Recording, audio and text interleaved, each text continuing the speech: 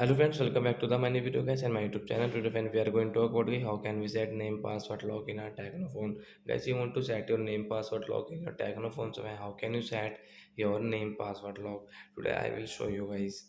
So first of all guys, open your phone setting to set your name password lock. Then guys scroll it.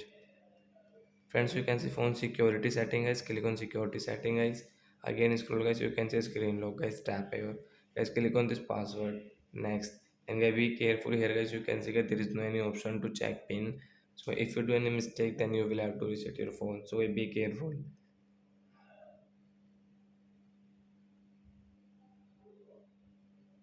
So as I will take my name again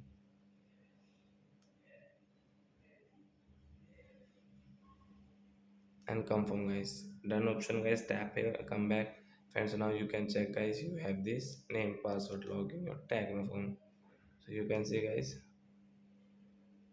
I will enter my name to unlock my phone. So like that guys, you can set your name password lock. So that's it guys. Thanks for watching the video. Bye guys.